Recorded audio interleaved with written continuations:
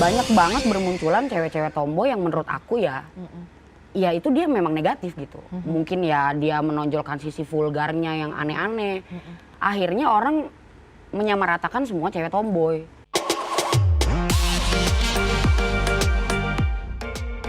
Hi Citizen, how are you and welcome back on iTalk only on www.instartlife.com. When someone's story is a history and always with me Maria Christy. Apa kabar kamu hari ini? Mudah-mudahan kamu dalam keadaan yang baik. Kalaupun misalnya keadaan yang tidak baik-baik aja, selalulah berusaha mengarahkan pikiran kamu ke segala yang baik. Namanya juga hidup ya say, nggak selalu semuanya indah. Tapi mungkin kalau misalnya berbicara mengenai waktu yang ada satu kali lagi dengan adanya gerakan ke belakang dan juga melingkar. Nah, Tuhan berikan aku hidup. Kamu udah tahu cluenya bahwa dia adalah salah satu anggota dari duo yang juga fenomenal pada masanya, which is di early 2010-an, 2011-an. Oh nanti kita tanya waktu tepatnya kapan ya, dan apa kabar dia sekarang. So please welcome on studio the one and only Mita.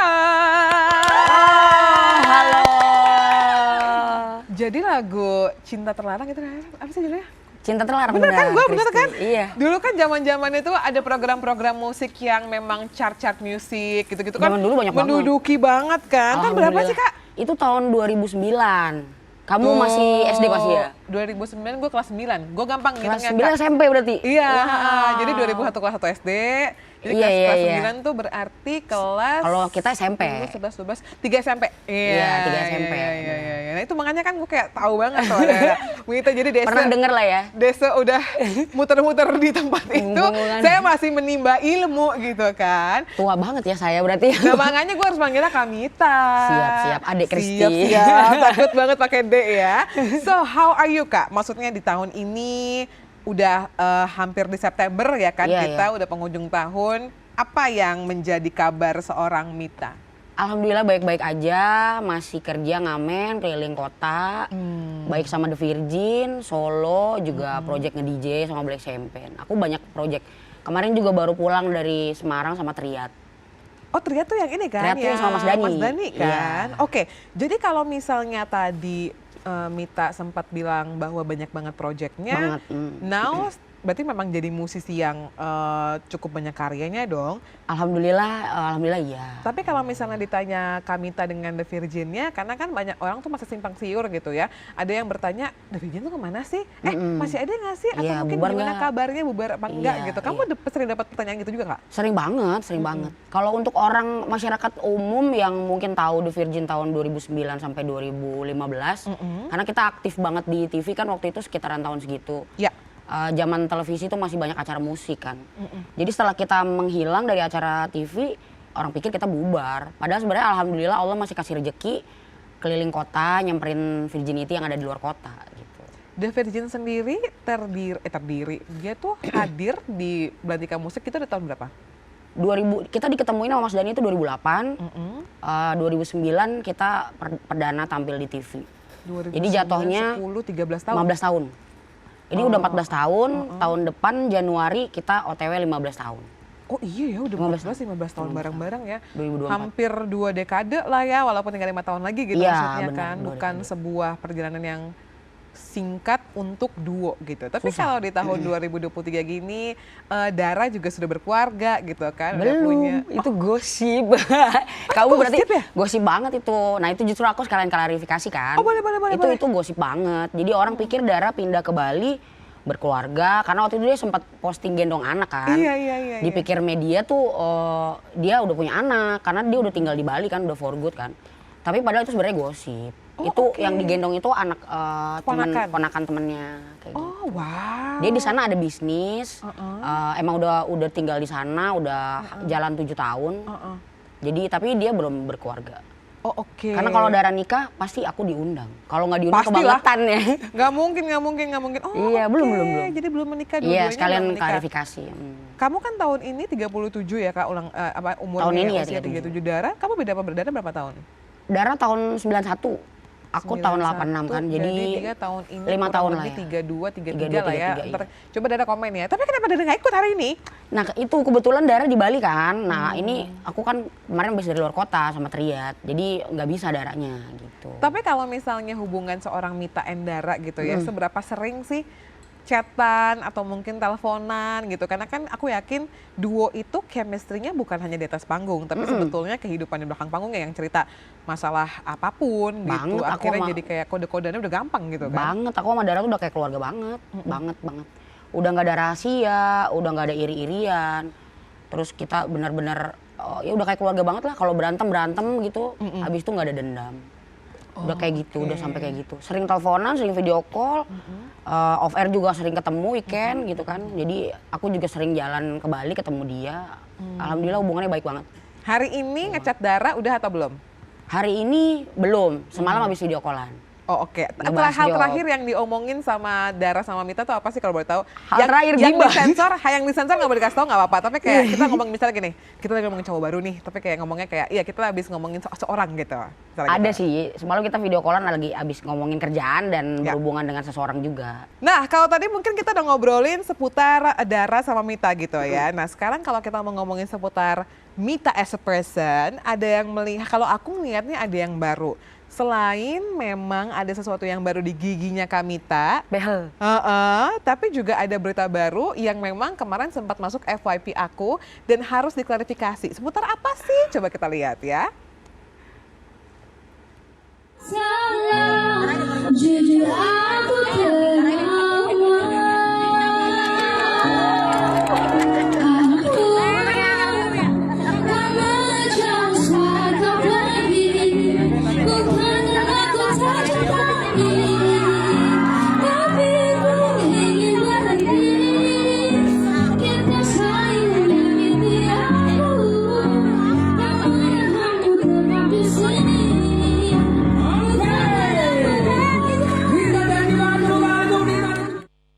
Nah, tadi kita lagi ngomongin Ya, itu. video itu karena komen-komennya di video itu tuh sebenarnya namanya matanya netizen ya, Bu. Ada aja. Kalau gue sih ngelihatnya sebagai ya orang mau naik panggung aja gitu. Iya, iya. Orang mau naik panggung dan kepanasan gitu kan, ambil bawa gitar dan lain-lain. Tapi komentar-komentar di video tadi atau beberapa video yang tampil itu adalah mengenai Mita kok mulutnya kayak gitu sih, pakai Iya, narkoba iya, ya? iya. Gue bacanya sampai kayak wow, sadis juga ya. Itu masuk ke komentarnya Kak Mita juga?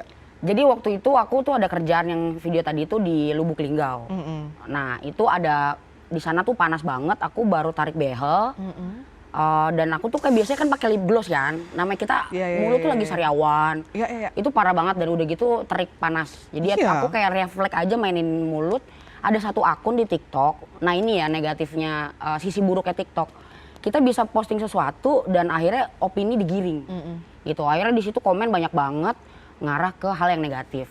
Aku sempet nge-stitch videonya. Hah? Iya. Aku stitch videonya, cuman beberapa hari lalu itu di take down sama TikTok. Karena permasalahan mungkin di situ komennya banyak yang aneh-aneh lah ya. Akhirnya melanggar komunitinya mereka, ya udah aku nggak bisa apa-apa. Tapi aku udah terlanjur rame juga di media. Jadi sebenarnya itu masalahnya di behel gitu. Dan orang-orang ngomongnya aneh-aneh, terus habis gitu aku tantangin. Kalau misalkan aku nggak macam-macam, ayo ikut ketemu yuk di BNN. Tapi kalau misalkan gue negatif, gue nggak aneh-aneh, lu yang ngomong macam-macam gue polisiin, berani nggak? Aku bilang. Nah gara-gara kejadian itu kan jadi rame tuh. Ramenya tuh sebenarnya sama orang-orang yang ngebelain aku soal behel. Jadi banyak banget komen-komen itu yang ngebelain, iya lu rasain lah namanya behel tuh gini bla bla bla bla bla. Gitu. Akhirnya sebagian waktu itu aku lihat udah banyak yang dihapus. Gitu. Tadinya sih sebenarnya aku serius ya mau aku perkarain, cuman ternyata ada itikat baik dihapus beberapa komen, ya udahlah aku nggak peduliin lagi akhirnya. Karena mungkin gue juga yakin kan you are not the first one yang pakai behel. Orang kan Banyak. banyak yang pakai behel. Dan jadi mungkin orang kayak lo belum ngerasain aja tuh pakai Itu. behel gimana ininya. Makanya banyak yang belain aku.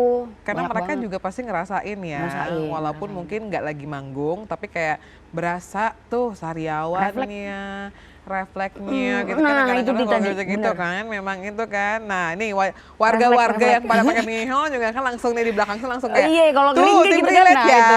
Nah makanya Banyak memang yang belain aku. nggak masalah gitu ya. Alhamdulillah aku nggak aneh-aneh, alhamdulillah. Tapi akhirnya lo turun berapa Kak dari pakai behel sebelum itu? Waktu itu aku sempat turun awal, karena aku nih behel udah jalan 4 bulan ya. Udah 4 kali ganti kawat karet. Itu pas awal-awal itu aku sempat turun 8 kilo, 7 kilo. Hah? Serius? Jadi aku sempat dari 57 ke 50 kilo. Nah sekarang tapi udah naik lagi sih, Ke karena aku udah mulai berapa? terbiasa. Oh, oke. Sekarang berat badan aku 53, 54. Kenapa akhirnya memutuskan pakai behel? Apa kebutuhannya? Gigi bawah aku tuh agak miring gitu. Oh, oke. Terus udah gitu kan ada yang bolong gigi aku. Maksudnya udah dicabut kan. Jadi mungkin pergerakannya jadi makin miring gitu. Aku takutnya kalau dibiarin ntar dia makin rubuh giginya. Ya otomatis jelek juga kan. Jadi aku ngebenerin gigi bawah aja sebenarnya sih gitu. Tapi atasnya juga harus pakai gitu ya? Harus atas bawah kata dokter biar Oh, oke. rapi, karena atas juga ada yang nggak rapet. Jadi ya udah sekalian. Oh, oke. Tapi maksudnya gini, setiap orang kan pasti punya stigma negatif terhadap fashion siapapun itu. Iya, Terutama pasti. untuk orang-orang yang dilihat lah di TV gitu kan. Nah, Mita ini kan salah satu public figure yang memang boyish banget gitu loh, Iya, tomboy iya, banget. Gayanya tuh ikonik banget kan. Sampai di umur sekian gitu atau sampai di 2023, masalah behel aja jadi omongan banyak orang. Style lu tuh masih jadi ini nggak sih? Pergunjingan bukan Banget. pergunjingan banyak orang. Udah resikonya cewek tomboy itu pasti akan ada stigma negatif. Entah itu disangka nggak suka cowok lah, Iya. disangka aneh-aneh lah, mau narkoba lah, atau apa gitu. Banyak orang yang nggak tahu pada saat aku keluar itu kan 2009 itu mungkin belum banyak banget cewek-cewek tomboy yang berani berkarya gitu. Betul. Menurut aku ya, karena aku ngerasa 2009 itu ya musisi cewek yang tomboy yang berani gayanya beda memang aku aja gitu. Sejauh ini sih tahu aku itu.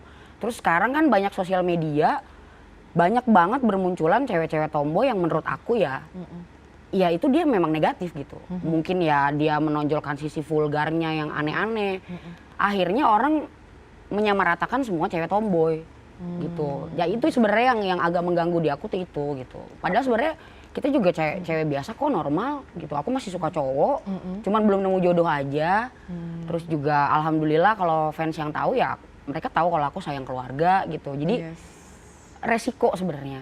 Jadi cewek tomboy dipandang buruk dan aku nggak peduli sebenarnya. Tapi kalau untuk urusan tadi, kenapa aku klarifikasi? Karena menurut aku itu nama baik. Udah terlalu menggiring lah ini. Keterlaluan banget, karena kalau aku biarin ntar yang ada nama aku jelek. Itu berhubungan sama IO yang akan ngundang aku. Betul. Kalau ntar ada apa-apa, itu kan ngaruh ke kerjaan kan. Gitu. Jadi aku nggak bisa aku diemin gitu.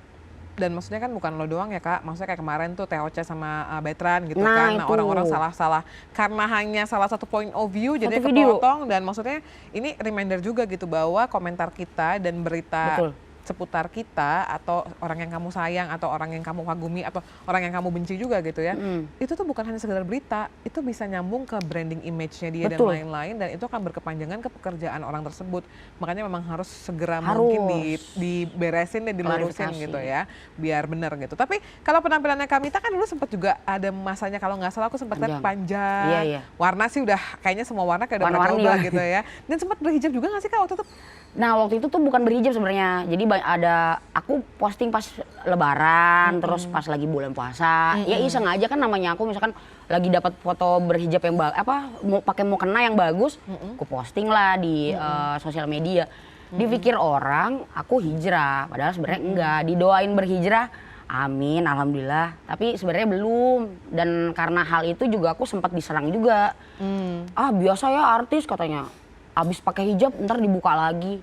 Itu banyak banget waktu itu, sempat ada yang nyerang aku soal itu juga. Makanya aku sekalian klarifikasi juga bahwa aku belum berhijab. Aku masih kayak gini, nyaman dengan gaya aku yang kayak gini, didoain berhijab ya amin. Gitu. Kak, lu kan berarti udah berapa belas tahun berkarir jadi The Virgin gitu ya, atau as a person, Mita as a person gitu ya. Dan ternyata ketika gue lempar satu hal, oh itu udah santai, gue udah pernah klarifikasi Santai, masalah santai. ini. Betul. Oh gue lempar masalah ini, oh gue udah pernah klarifikasi masalah ini.